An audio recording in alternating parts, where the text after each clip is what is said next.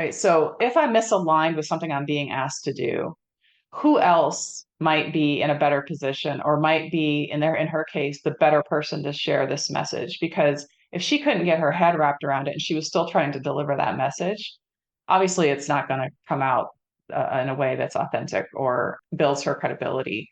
And so when we have to realign, to step back and ask ourselves, not how am I going to get this done always, but who else might be in a position to support this type of work.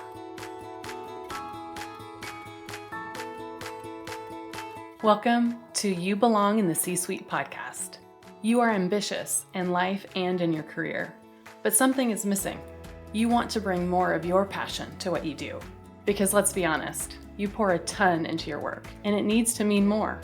I'm your host, Laura Eigel. I'm a mom, wife, PhD, coach, advocate, introvert, and indoor rowing fanatic. I'm passionate about living a life that's in line with my values. We'll give you the actionable tips and tools you need to lead with your values, make a difference, and have career success. The world needs more diversity and authenticity in the top jobs at organizations. Your leadership belongs there. You belong in the C-Suite.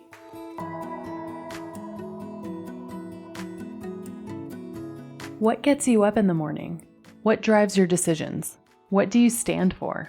No idea, not even sure where to start? I use my values to guide my life and career. It's the basis of how I've built boundaries for myself and stuck to them. Are you ready to dig into what matters to you? Go to thecatchgroup.com to download your free values worksheet. That's thecatchgroup.com to download your free values worksheet to get to your core values and take action on what matters most.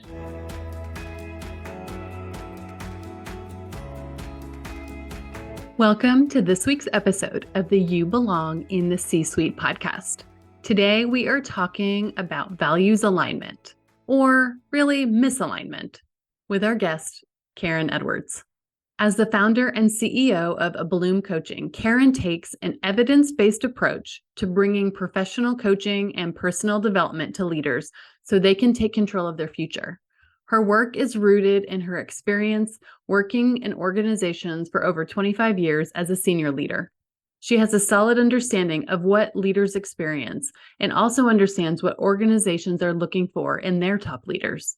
In her work as an executive and leadership coach, Karyn has helped executives, senior leaders, and purpose-driven professionals take their life and career to the next level.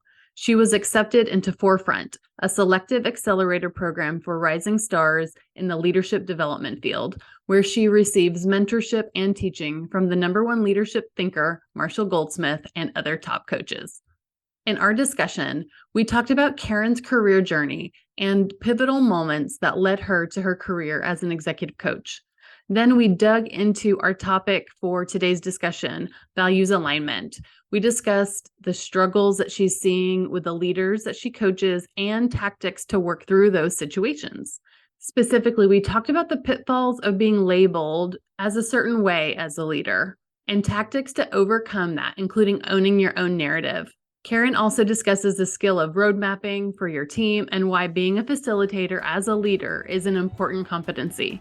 I know you'll learn a ton from our discussion. Let's get started.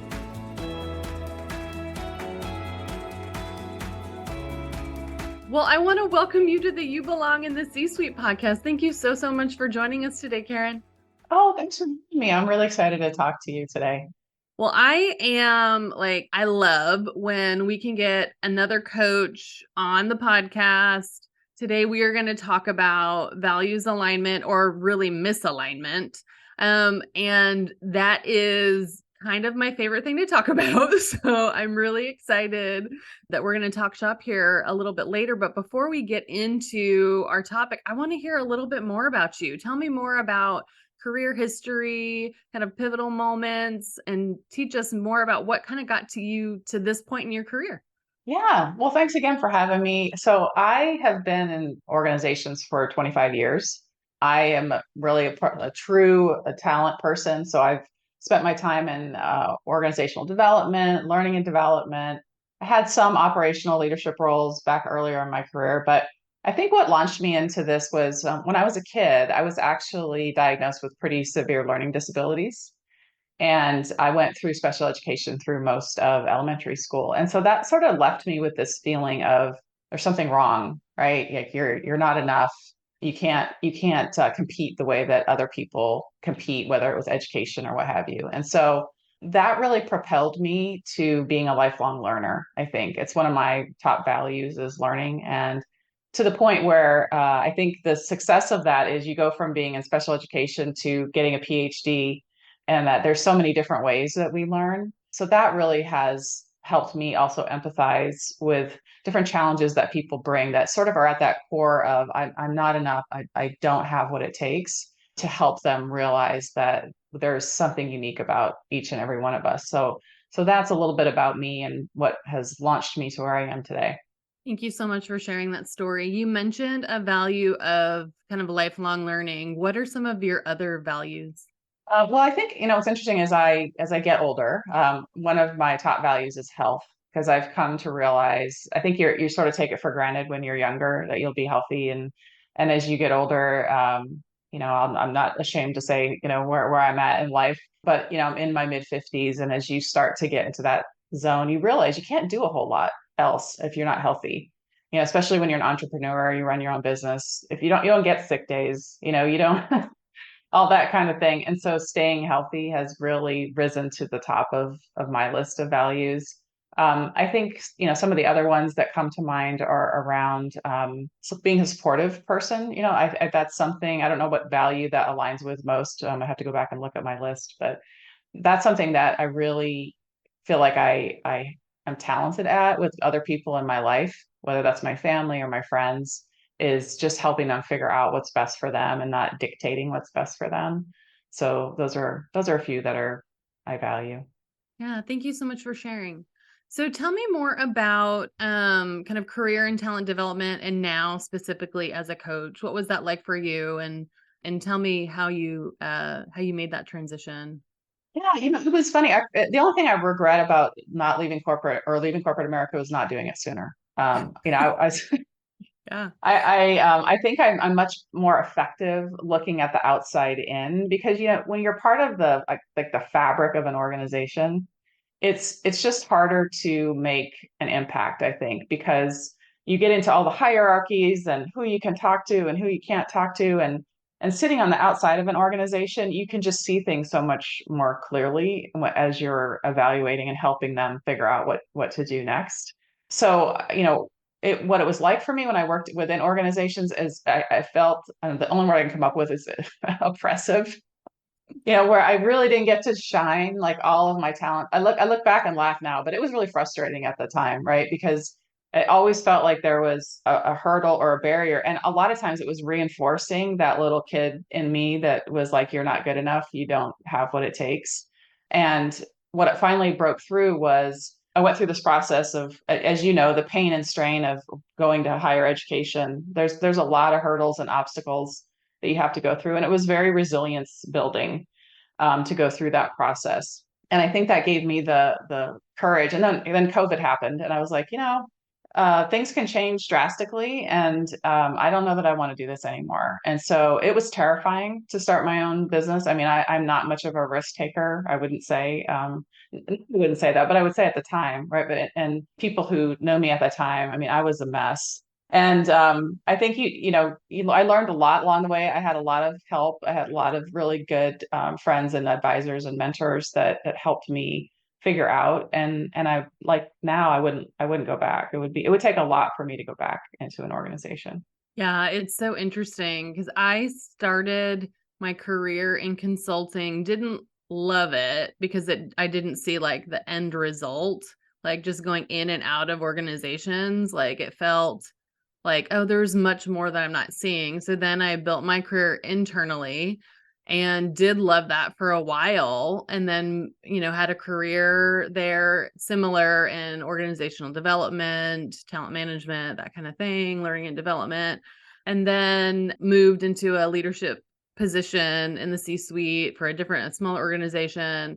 And then again, same COVID, and you're just like, I don't know about this. And then and then making that decision to really, it seemed like you too, kind of having a values misalignment in corporate and deciding to follow my values in terms of continuing that growth and development for leaders and building my company as well. And so that shift for me, now I'm on the other side. I also do consulting, and you absolutely see it. You can see that organization differently. And what I love now is that I can bring my expertise of being inside those organizations, but then also having clients that are a little bit more long-term within some of these organizations. And a couple of them have said, "Hey, when are you going to come work for us full time?" And I'm like, "Never," with a huge smile on my face. I love you Yeah. all, but I also want to do lots of other things too. So Yeah. I love the task variety. I love seeing leaders and organizations still thrive, helping them with their cultures, but also help the leaders navigate within those organizations with this a little bit more holistic and objective perspective that you kind of get from seeing it from the outside. So completely see some of the similarities in some of our backgrounds as well. Yeah. I will just add for the people that I've worked with in the past, you have to have that lived experience, right? I do think in order for me to be as effective as I am now, I had to have gone through some of this. So I appreciate all of those learnings and lessons and frustrations. And it's really helpful for me because I can completely understand and empathize with a client when they're talking about those different things. So I wouldn't trade it. I don't think it's would be the right path for me going forward. Like you said, it would be a monumental thing for me to go back inside an organization.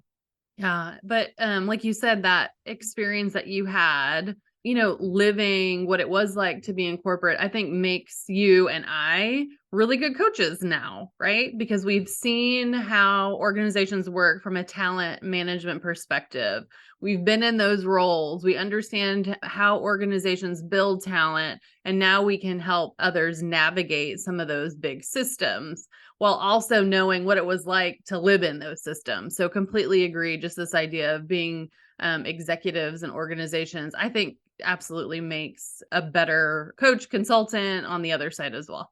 And so I'd love to kind of shift our conversation into kind of what you're seeing right now in terms of this misalignment of values or just misalignment in situations. I think sometimes we think it's all or nothing, like I have to leave a job, and that's just not the case. I don't think there's often times where I'm working with a client and it's a shift in perspective. It's a shift in how they show up in different ways, what they do, what they don't do. And that change and understanding how they can still fit within the systems that they're currently in is also work that people do. And so I'd love to talk about your experience with that, with the folks that you're coaching and what you're seeing. It's interesting. When you were coming up for me, there's an article I read years and years ago that said that leaders typically walk into one of two situations. They walk into either a turnaround or growth. And I feel like that's the same thing when people come to coaching. Their organizations, I'm usually a coach with an organization where somebody's being sponsored. And they're either asking that person to shift in some way, or they're asking them to really push and grow into a new area. And so I wanted to talk through a few examples of things that I'm noticing where leaders are struggling with some of these asks that they have of themselves, and want to give you a few specific examples. The first one that comes to mind is a leader that was asked to do a presentation of information out to an organization. And there was part of the information that she was completely misaligned with. She did not agree that this part of the information was being omitted. And because she felt compelled to be the one to deliver the message, she went ahead and did the presentation, and it didn't go well. It flopped more or less. She got a lot of negative feedback. It was years ago, and people still remember it to this day and are bringing it up because her credibility was really not there, right? She wasn't being authentic. And so when we were coaching through it, it was sort of asking yourself the question of who, not how, right? So if I'm misaligned with something I'm being asked to do, who else might be in a better position or might be in her case the better person to share this message? Because if she couldn't get her head wrapped around it and she was still trying to deliver that message, obviously it's not going to come out in a way that's authentic or builds her credibility. And so when we have to realign, to step back and ask ourselves, not how am I going to get this done always, but who else might be in a position to support this type of work. So that's the first one that I wanted to give some practical things that when you do get challenged with the values, when you know your value is being misplaced or misaligned, of what do you do, right? What are some like specific techniques that you can use? Has that ever happened to you, Laura? Yeah, I feel like through clients, and then I can think of a couple of times myself, but most recently, I think the biggest theme has come up with clients in the return to office, where I know it's like return to office. It's as if everybody's just trying to figure this out and we didn't have time to plan it.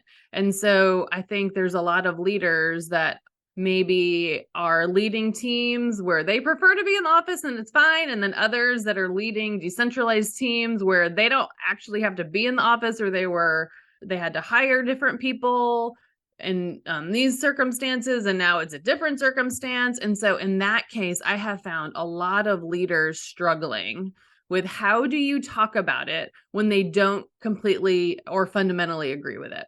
And the thing that's come up is, they know that they saw lots of people do really great work, not being in the office 3 days a week or whatever it is now. And how do they lead and have a change management strategy for something they don't fundamentally believe in? And that's been a struggle for a lot of leaders. And so for that, there's been some mindset shifts. There's been some, I don't know. I think they have to go through their own kind of change management cycle, their own grief cycle, their own like, okay, well, how does this align back to the organization? Those kinds of things. Yeah.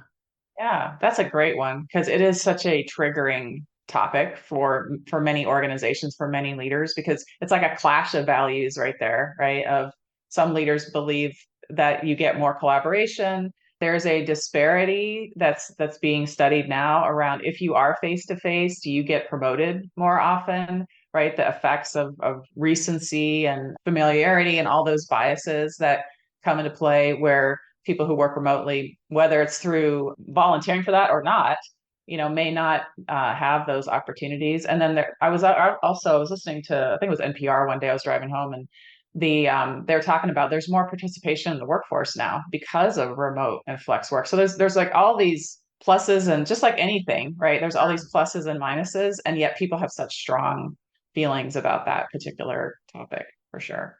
Yeah, so I think that one has been a struggle. And so for those clients, I think it's okay, what is the reason behind it? So I have one company who a couple of leaders there's a policy, but like nobody really adheres to the policy, right? And so it's really up to the senior leader. And so they're not worried about the policy. They're more worried about, or what they're struggling with is the lack of standardization of like, so that when you think about it, it's less about their clash of the values is less about flexibility, and the clash is more about accountability. And so as they were thinking about their values, we really dug into it. They were thinking, well, have a hard time with this value. I'm like, well, is it really that? Like, tell me more. And when we got down to it, it's really about the accountability of the policy. If everybody was treated in the same way, I think they would have felt more differently about it. But this policy, not so much. And so we dug into, okay, well, what does that look like? And what could that mean? Are you seeing it in other places, not just this one? And so that we can go on and on about that, but just this idea of what value is it and why is it important to you? And how could you then impact that as a leader? And does that matter more short-term versus long-term? What other things does it intersect with? Well, the word that comes up for me or value is equity, right? Because sometimes it's also like some people moved away and now they're not even living near the company headquarters, right? And there's all these one-offs and exceptions and et cetera, et cetera. And so the concept of equity is broader than just that topic, to your point, right? In what other ways is there potentially inequity happening in the organization?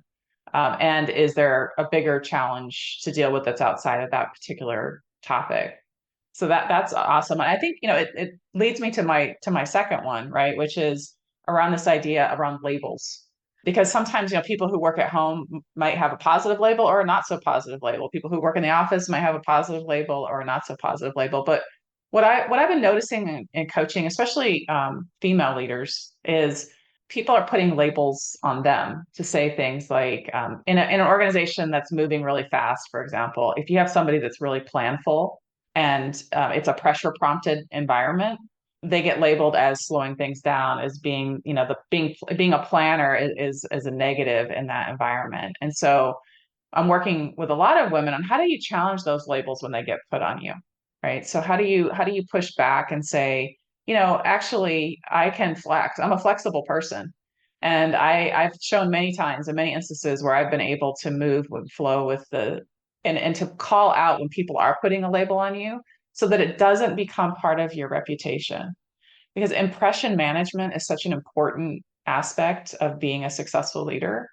And that's one that I'm just picking up on over and over again, or people are in these situations where they're kind of being put into a box.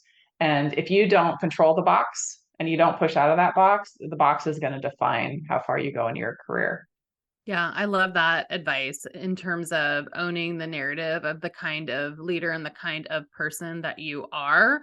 And it is absolutely acceptable to tell people your style and what you do. And even preemptively, it's like so for myself, for many years, I thought like I have to say I'm an introvert, right? And I process information.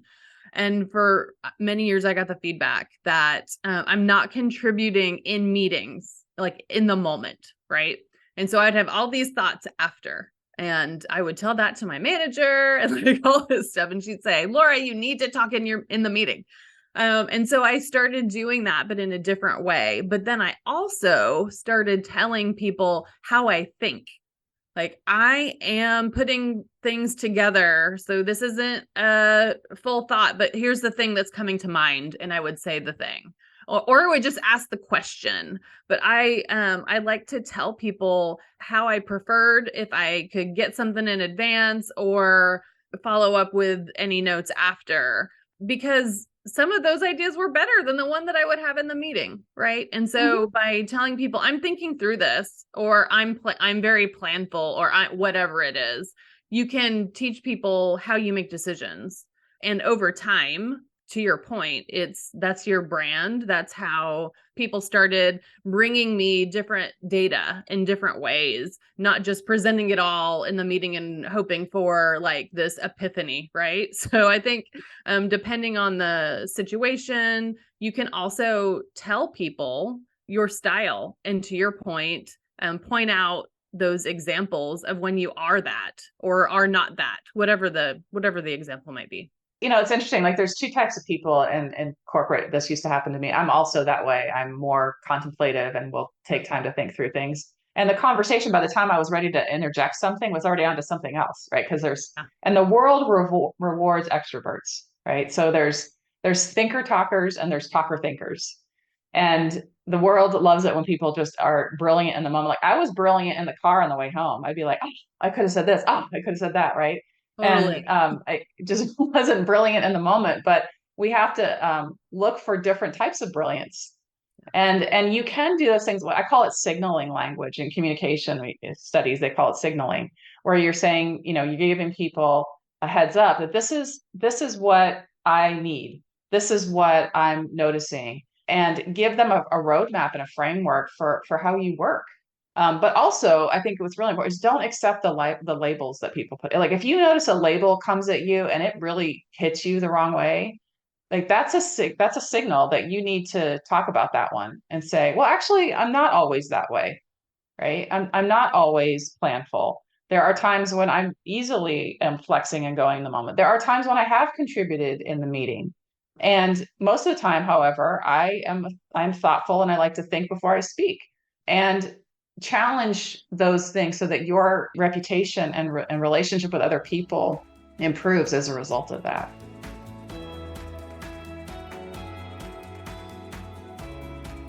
My award-winning book, Values First: How knowing your core beliefs can get you the life and career you want is now available in audiobook. Since the book released just last year, the biggest question that I've gotten from readers is it available in audiobook? In this book, you'll get to hear my most pivotal career stories and some of the successes of my clients as you learn about the values first framework and how you can take action on your life and career. The audiobook is narrated by me, so if you love this podcast, you'll love the audiobook. Values First: How Knowing Your Core Beliefs Can Get You the Life and Career You Want is now available on Audible and iTunes.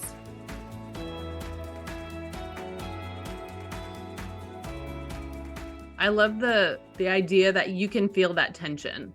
When somebody gives you a label that you do not resonate with, you know it, right? You know it, and it feels uncomfortable. It feels like, well, that's not who I am, or maybe even, is that how people see me?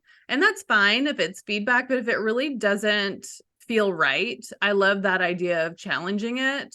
Often I would get oh, you're a shy, quiet person. And instead, how do you reframe that? And like, I like to take in data. I'm always listening, right? So instead, you're reframing kind of that's what it kind of looks like, but you're showing what you're really doing. And then helping each other out in the room too. I think I'm seeing a lot more of that, at least from women helping each other. There's still a lot of work that we need to do there, but just this idea of whose voice is being heard. I was facilitating a leadership program at a company that I consult at.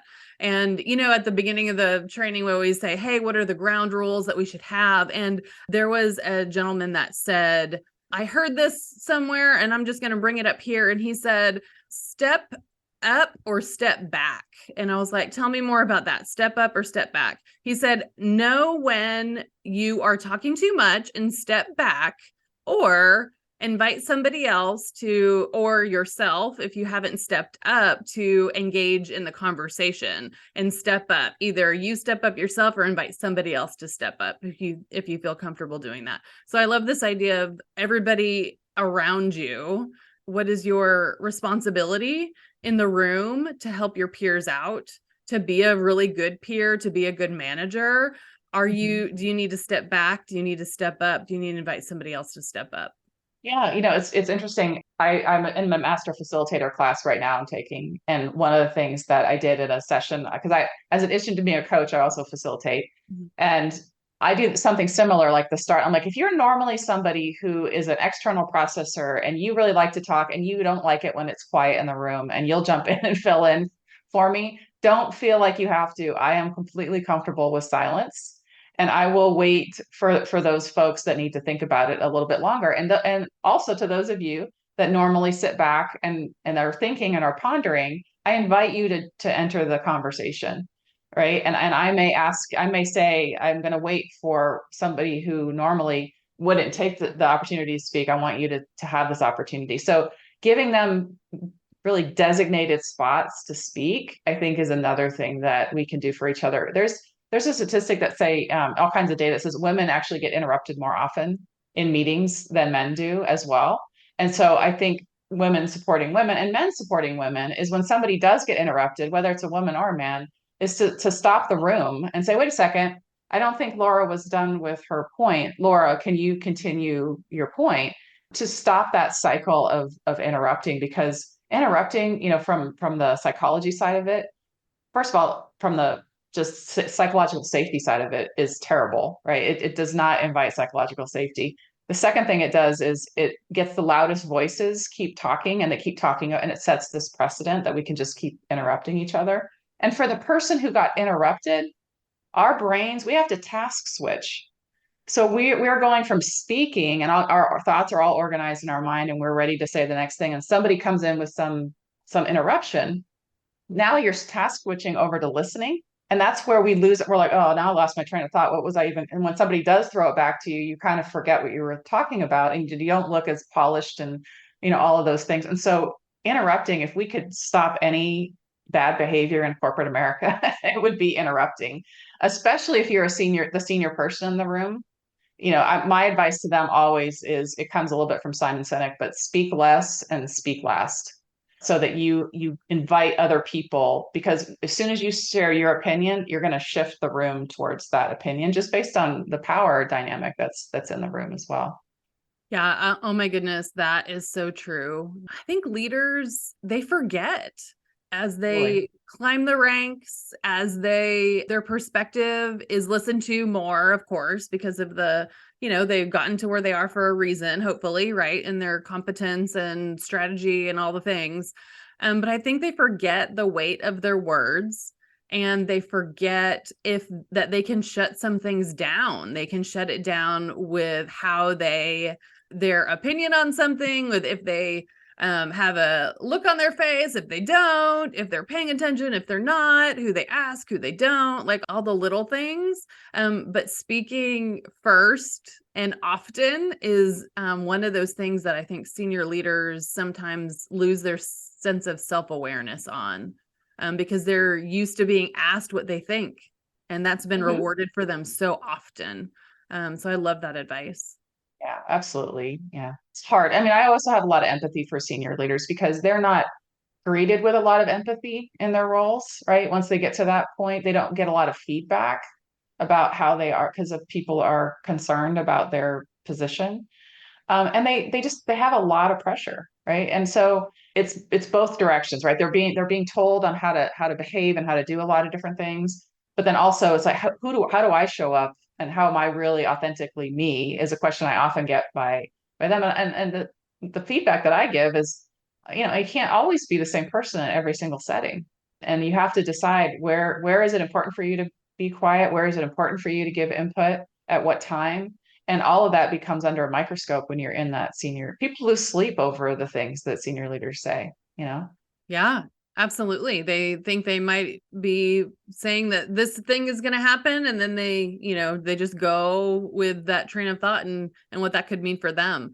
So what are you seeing leaders do that are more self-aware? These leaders in positions that are doing it not quote unquote right, but more consistently. What are they doing to do that? Leaders that pop into my head right away. One of them does a great job of, I'll call it, road mapping for their people. So they basically outline, what does it take to be successful from their perspective, very clearly. Not a bunch of like nuanced, synergy words and stuff like that. It's like, specifically, what do I need to do to be a successful leader in this organization? That's one thing that I think is amazing, because it's not always clear, and culture is somewhat the unwritten rules of how we do things. And this leader's just laying it out and saying, this is what it looks like to me when someone's successful. Another leader is working on being more participatory in meetings.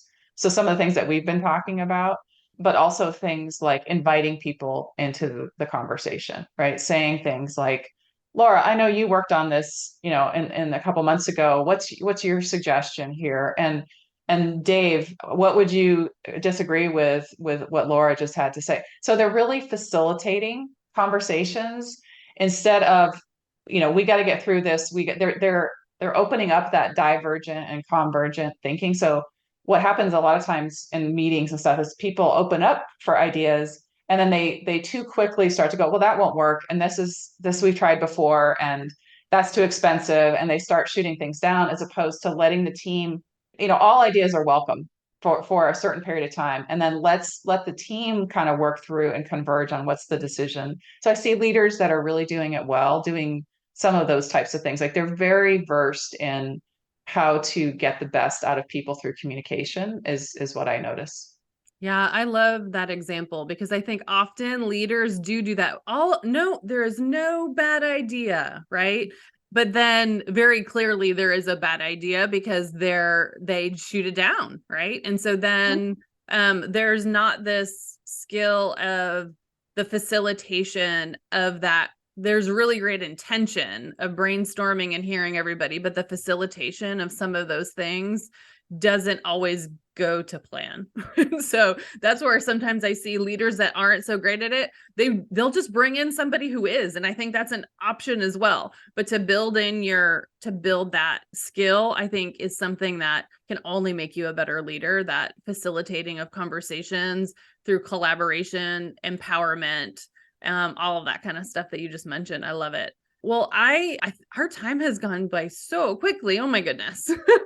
Should have. Look at that. Wow. I wanted to see what other closing thoughts that you had. Any other examples that you wanted to share with some of the things that you're seeing right now with leaders? Things, I see people doing a lot is they're striving for a certain title, right? It's like, I should be a SVP or I should be this. And, the question in the back of my mind is, are you ready for that? Are you understanding the trade-offs that are involved with that particular role? And do you have all the experiences built up that you need, or are you just title chasing, right? And so I think really that's one of the things I'm noticing is helping people break down what is it that you really want and working through that. One of the things that I do is I call myself an evidence-based coach. So I use a lot of different types of assessments to help people understand where they are. Let's make a plan for where you want to go, and let's take a look at some of the psychometric assessments that can help you. Some of them are personality, some of them are value-based, some of them are 360s. It just depends. I don't have a prescriptive one for each person. It depends on the person and what they're trying to accomplish and what the company is trying to accomplish for that person. But those are some other things that I'm noticing is really just assessing your level of readiness, and also how do you know? And there's some instruments that can help you figure that out, along with working with an effective coach. And we were talking about this earlier. I think there's a coach for everybody out there. I am not the coach for everybody. Neither are you. Right. And so I think it's really important to find a coach that aligns with the things that are going to help you get where you want to go. And that means interviewing different coaches. I actually just wrote an article for T&D magazine, which is ATD's professional publication for the Association for Talent Development, about how do you select an executive coach with my colleague, John Reed, who wrote a book about it. And so, really taking a look at that. And then also, if you're looking for an executive coach, doing your homework a little bit and interviewing different people that have different approaches to helping you with where you want to go. I love that advice. And I think that's just another example of what leaders are doing to become better leaders. They're working with people that can help them do that. And so more often I'm seeing organizations sponsor leadership development through coaching, or leaders funding that themselves. So I think both are happening even more, especially as we're trying to build career to the next level. Well, thank you so much for sharing your thought leadership, and for having a really great conversation today. I really loved getting to know you more and seeing, kind of unveiling some of the things that you're seeing with some of the clients and organizations that you're working with. What is the best way that we can reach out to you or connect with you? Yeah, so LinkedIn is probably the best way. So I know that'll be in the show notes on how to do that. That links off to my website, my email address, and all that good stuff. So that's the best way to find me. Awesome. Yeah, we will absolutely put all of your contact info in the show notes. Well, Karyn, thank you again so much for being here today. And I just hope you have a great rest of your day. Thanks for having me, Laura.